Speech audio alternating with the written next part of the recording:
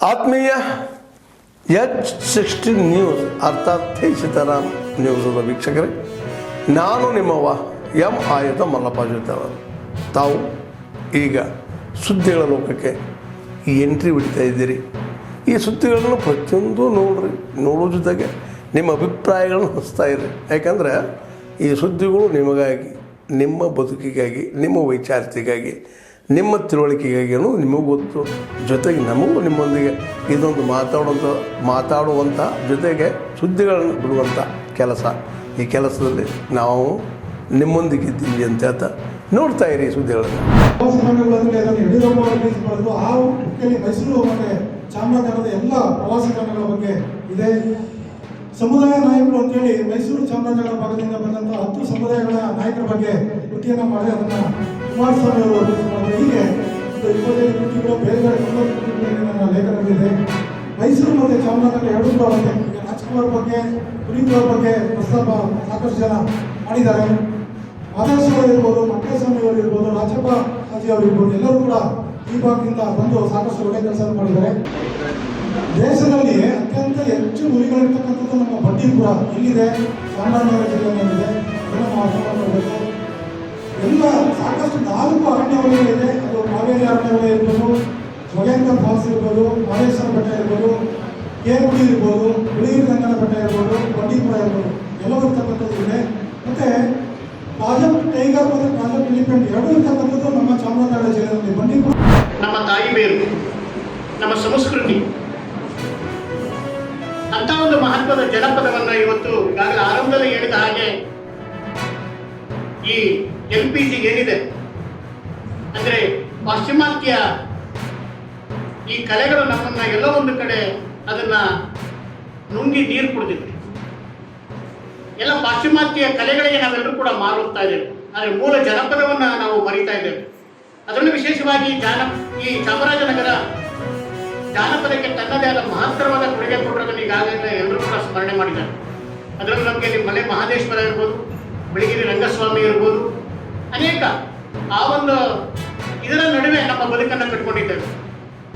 ಸಾಂಸ್ಕೃತಿಕವಾಗಿ, ಸಾಹಿತ್ಯಿಕವಾಗಿ ಮತ್ತು ಜನಪದ ಕಲೆಯಲ್ಲಿ ತನ್ನದೇ ಆದ ಅಸ್ತಿತ್ವವನ್ನು ಉಳಿಸಿಕೊಂಡಿರುವಂಥದ್ದು ಈ ಚಾಮರಾಜನಗರ.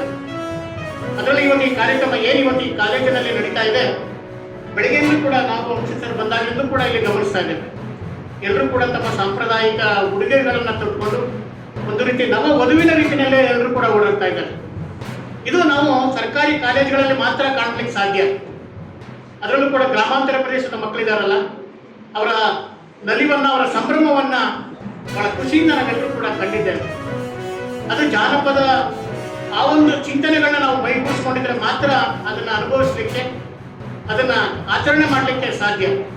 ಅಂತ ಒಂದು ಕಾರ್ಯಕ್ರಮವನ್ನು ಇವತ್ತಿಲ್ಲಿ ಮಹೇಶ್ ಚಿಕ್ಕಲ್ ಅವರು ಇಲ್ಲಿ ಆಯೋಜನೆ ಮಾಡಿ ಎಲ್ಲರಲ್ಲೂ ಕೂಡ ಸಂಭ್ರಮವನ್ನು, ಆ ಸಿರಿವಂತಿಕೆಯನ್ನು, ಆ ಸಾಹಿತ್ಯದ, ಜಾನಪದ ಕಲೆಯ ಚಿಂತನೆಗಳನ್ನು ಮತ್ತಷ್ಟು ಪುನಶ್ಚೇತನಗೊಳಿಸುವ ಕೆಲಸವನ್ನು ಮಾಡಿದ್ದಾರೆ. ಈಗಾಗಲೇ ಹೇಳಿದ ಹಾಗೆ ಇಡೀ ನಾಡಿನಾದ್ಯಂತ ಜನಪದ ಕಲೆಗಳನ್ನು, ಜನಪದ ವಿಚಾರಗಳನ್ನು, ನಮ್ಮ ಜನಪದರ ಆ ಚಿಂತನೆಗಳನ್ನು ಇವತ್ತು ಬೇರೂರಿಸುವ ಕಾಲಘಟ್ಟ ಬಹಳ ಮಹತ್ವದ್ದಾಗಿದೆ. ಮುಪ್ಪಿನ ಷಡಕ್ಷರಿಯಿಂದ ಹಿಡಿದು ಈಗಿನ ಕಾಲಘಟ್ಟದಲ್ಲಿರೋ ನೂರಾರು ಪ್ರತಿಭಾನ್ವಿತರು ಸಮಕಾಲೀನರಲ್ಲೇ ಇದ್ದಾರೆ. ಮಜ್ಜಿಪುರದಲ್ಲಿ ಒಬ್ಬ ನಿರ್ದೇಶಕ ಚೇತನ್ ಅಂತ ಇದ್ದಾನೆ. ತುಂಬ ಪ್ರತಿಭಾವಂತರಿದ್ದಾರೆ. ನಮ್ಮನ್ನು ನಾವು ತೆರೆಕೊಳ್ಳುವ, ಗುರುತಿಸಿಕೊಳ್ಳುವಿಕೆಯ ಇದು ಕಾರ್ಯಕ್ಷಮತೆ ಕಮ್ಮಿ ಆಗಿದೆ ಅಂತ ಅಷ್ಟೇ ನನ್ನ ಭಾವನೆ. ಮತ್ತು ನಾನು ತುಂಬ ಸೂಕ್ಷ್ಮವಾಗಿ ನಿಮ್ಮೆಲ್ಲರನ್ನ ಕೇಳ್ಕೊಳ್ಳೋದು, ಇದು ವಿದ್ಯಾರ್ಥಿನಿಯರಿರೋದ್ರಿಂದ ದತ್ತೇಶ್ ಸರ್ ಹೇಳಿದಾಗೆ just dream it, please dream it. ಕನಸು ಕಾಣಿ. ಆ ಕನಸಿನ ಮಾರ್ಗದಲ್ಲಿ ಒಂದು ಬೇಕಾಗಿರೋದು ಒಂದು ಸಹೃದಯತೆ, ಪ್ರೀತಿಯ ಮಾರ್ಗ.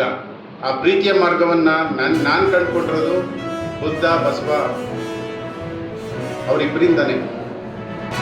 ಪ್ರೀತಿ ಇಲ್ಲದ ಮೇಲೆ ಹೂವು ಅರಳಿತು ಹೇಗೆ, ಮೋಡ ಕಟ್ಟೀತು ಹೇಗೆ ಅಂತ ನಮ್ಮ ಪ್ರೀತಿಯ ಕವಿ ಶಿವರುದ್ರಪ್ಪನವರು ನುಡಿದ ಹಾದಿಯಲ್ಲೇ ನಡೀತಾ ಇದೆ. ನನಗಿಂತ ಕಿರಿಯರಿಲ್ಲ ಅನ್ನುವ ಮಾತಿನಲ್ಲಿ ನಂಬಿಕೆ ಇರೋನು ನಾನು ತುಂಬ ಈಗ ಹಳ್ಳಿಯಲ್ಲಿದ್ದೀನಿ, ಸಾವಯವ ಕೃಷಿ ಮಾಡ್ತಾ ಇದ್ದೀನಿ, ತಣ್ಣಗೆ ಬದುಕ್ತಾ ಇದ್ದೀನಿ. ನೀವು ತುಂಬ ಸಹೃದಯತೆ ಮತ್ತು ಪ್ರೀತಿ ನಿಮ್ಮನ್ನು ಮನುಷ್ಯರನ್ನಾಗಿ ಮಾಡುತ್ತೆ. ಅಪಾರ ಮಾನವೀಯ ಕಾಳಜಿಯುಳ್ಳ ಮನುಷ್ಯರಾದರೆ ನಮ್ಮ ಬದುಕು ಸಾರ್ಥಕ ಪಡ್ಕೊಳ್ಳುತ್ತೆ ಅನ್ನೋದಷ್ಟೇ ನನ್ನ ಭಾವನೆ. ಮತ್ತು ನಾವು ಈ ಕಲೆಯ ಬಗ್ಗೆ, ಕಲಾ ಪೋಷಣೆ ಬಗ್ಗೆ ಮಾತಾಡೋದಾದರೆ, ನಾವು ಮತ್ತು ಮಿತ್ರ ರತೇಶ್ ಅವರು 20 ವರ್ಷಗಳಿಂದನೂ ಮಂಟಸ್ವಾಮಿ ಪ್ರತಿಷ್ಠಾನ ಅಂತ ಎಲ್ಲ ಮಾಡಿಕೊಂಡು ತುಂಬ ಕೆಲಸ ಮಾಡಿದ್ದೀವಿ. ಒಂದು ಕಲಾ ಶಾಲೆಯನ್ನು ತೆರೆದಿದ್ವಿ ಗೊಪ್ಪೇಗೌಡಪುರದಲ್ಲಿ. ಈ ನಡೆದಾಡುವ ಮಾಂತ್ರಿಕರು ಇವರು, ನೀಲುಗಾರರು ಅಂದರೆ ಸಾಮಾನ್ಯರಲ್ಲ. ಬಾಯಿಂದ ಬಾಯಿಗೆ ಯಾವ ಪೆನ್ನು ಪೇಪರು ಇಲ್ಲದೆ ಬರೀ ಬಾಯಿಂದ ಬಾಯಿಗೆ 3 ರಾತ್ರಿ ಅಹೋರಾತ್ರಿ ಹಾಡುವ ಹಾಡುಗಳನ್ನು ಒಬ್ಬ ಮನುಷ್ಯ ನೆನಪಿನ ಶಕ್ತಿಯಿಂದನೇ ಹಾಡುವ ಸಮೃದ್ಧ ಗಾಯಕರು. ಆ ಗಾಯನವನ್ನು ಪರಂಪರೆಯನ್ನು ಬೆಳೆಸಿದವರು ಈ ಮಣ್ಣಲ್ಲಿ ಹುಟ್ಟಿದ್ರೆ ಅಂದರೆ ನಮ್ಮ ಜಿಲ್ಲೆಯ ಮಣ್ಣು ಹೆಂಗೆ ಉಳಿದಕ್ಕೆ ಸಾಧ್ಯ? ಖಂಡಿತ ಅಲ್ಲ. ನೀವೆಲ್ಲರೂ ಗುರುತಿಸಬೇಕಾಗಿದೆ. ವಿದ್ಯಾರ್ಥಿನಿಯರು ಓದಬೇಕಾಗಿದೆ, ತಿಳ್ಕೊಬೇಕಾಗಿದೆ. ಕುತೂಹಲದಿಂದ ಇದ್ದರೆ ನೀವು ಆ ಕಡೆ ಹೋಗ್ತೀರಾ. ನಿಮಗೆ ಕನಸು ಕಾಣುವ ಹೊಸ ಆಲೋಚನೆ ಬರಲಿ. ನಾನು ಈ ಮೊಬೈಲ್ ಗಿಬಲ್ ಬಗ್ಗೆ ಮಾತಾಡಲ್ಲ. ಪುಸ್ತಕಗಳು ಓದಿ, ದಯಮಾಡಿ ಪುಸ್ತಕಗಳು ಓದಿ ಪ್ಲೀಸ್. ಆಗಷ್ಟೇ ನೀವು ಏನಾದ್ರು ಪಡ್ಕೊಳ್ಳೋಕೆ ಸಾಧ್ಯ. ಹಾಗಾಗಿ ಈ ಅಮೂಲ್ಯವಾದ ಸಮಯವನ್ನು ಕೊಟ್ಟ ಇಡೀ ರಾಜ್ಯಾದ್ಯಂತ ಅವರು ಹೋಗಿ ಯುವಕರಲ್ಲಿ ಅರಿವು ಮೂಡಿಸ್ತಕ್ಕಂಥ ಕೆಲಸ ಮಾಡ್ತಿದ್ದಾರಲ್ಲ, ಇದು ಬಹಳ ಹೆಮ್ಮೆಯ ವಿಷಯ ಅಂತ ಹೇಳಿ ನಾನು ಭಾವಿಸ್ತೇನೆ. ಅವ್ರಿಗೆ ನಿಜವಾಗ್ಲೂ ಒಂದು ಜೋರಾದ ಒಂದು ಚಪ್ಪಾಳೆ ಬರಲಿ ಅಂತ ಹೇಳಿ ನಾನು ಆಶಿಸ್ತೇನೆ. ಯಾಕೆಂದರೆ ಇವತ್ತು ಅವರು ಯಾಕೆ ಅಂತಂದರೆ, ಅವರು ಈ ಒಂದು ಪ್ರದೇಶದಲ್ಲಿ ಅಂದರೆ ಚಿಕ್ಕಲ್ಲೂರು ಸಿದ್ದಪ್ಪಾಜಿ ದರೆಗೆ ದೊಡ್ಡ ಸಿದ್ದಪ್ಪಾಜಿ ಒಂದು ಸನ್ನಿಧಿಯಲ್ಲಿ ಹುಟ್ಟಿ ಇವತ್ತು ಇಡೀ ರಾಜ್ಯಾದ್ಯಂತ ನಮ್ಮ ಜನಪರ ಮತ್ತು ಜನ ಸಾಹಿತ್ಯ ಮತ್ತು ಜನಪದದ ಒಟ್ಟಾರೆ ಈ ನಾಡು ನುಡಿ ಮತ್ತು ಸಂಸ್ಕೃತಿಯನ್ನು ತಗೊಂಡು ಹೋಗ್ತಿದ್ದಾರಲ್ಲ, ಇದು ಬಹಳ ಒಂದು ಒಳ್ಳೆಯ ವಿಚಾರ. ಯುವಕರಲ್ಲಿ ಅರಿವು ಮೂಡಿಸ್ತಕ್ಕಂಥ ಒಳ್ಳೆಯ ವಿಚಾರ. ಅದೇ ರೀತಿ ಸಾಧಕರ ಬಗ್ಗೆನೂ ಸಾಕಷ್ಟು ನೀವು ಯುವಕರಲ್ಲಿ ಅರಿವು ಮೂಡಿಸ್ತಕ್ಕಂಥ ಕೆಲಸ ಆಗಲಿ ಅಂತ ಹೇಳಿ ನಾನು ಆಶಿಸ್ತೇನೆ. ಬಹುಶಃ ನೀವೆಲ್ಲ ಇವತ್ತೇನು ನಾವೆಲ್ಲ ಪವಾಡ ಪುರುಷರ ಒಂದು ಸನ್ನಿಧಿ ಅಂದರೆ ಒಂದು ಪವಿತ್ರ ಸ್ಥಳದಲ್ಲಿ ನಾವಿದ್ದೀವಿ.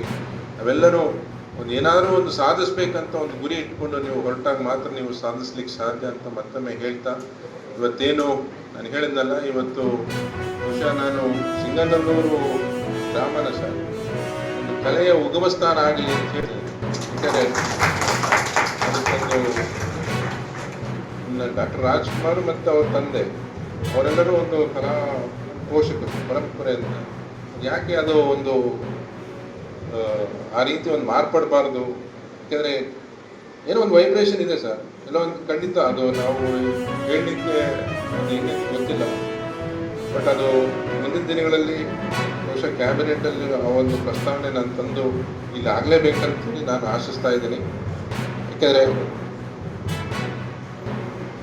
ಮುಂದಿನ ಪೀಳಿಗೆಗೆ ಡಾಕ್ಟರ್ ರಾಜ್ಕುಮಾರ್ ಅವರ ಒಟ್ಟಾರೆ ಅವರ ಜರ್ನಿ ಏನಿದೆ, ಹುಟ್ಟಿನಿಂದ ಅವರ ಒಂದು ಕೊನೆಯ ಒಂದು ಕಾಲಘಟ್ಟದವರೆಗೂ ಅವರು ಏನು ಯಾವ ರೀತಿ ಅವರ ಬದುಕನ್ನು ಸಾಧಿಸಿದ್ರು ಮತ್ತು ಅವರ ಸಿನಿಮಾಗಳು ನಮಗೆಲ್ಲನೂ ಪ್ರೇರಣೆ.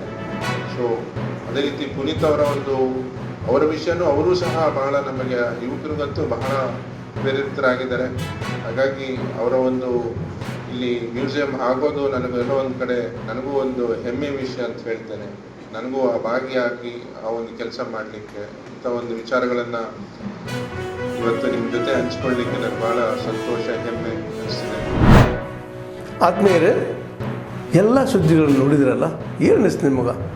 ಇದರಲ್ಲೇ ನಿಮ್ಗೆ ಲೈಕ್ ಆಗಿರ್ಬೋದು, ಡಿಸ್ಲೈಕು ಆಗಿರ್ಬೋದು, ಕಾಮೆಂಟ್ ಬೇಡಪ್ಪ ಅಂತೂ ಅನಿಸಿರ್ಬೋದು, ಕಾಮೆಂಟ್ ಮಾಡಬೇಕಪ್ಪ ಅನಿಸಿರ್ಬೋದು, ಶೇರ್ ಮಾಡಬಾರ್ದಪ್ಪ ಅನಿಸಿರ್ಬೋದು, ಅದು ಮಾಡಬೇಕು ಅನಿಸಿರ್ಬೋದು.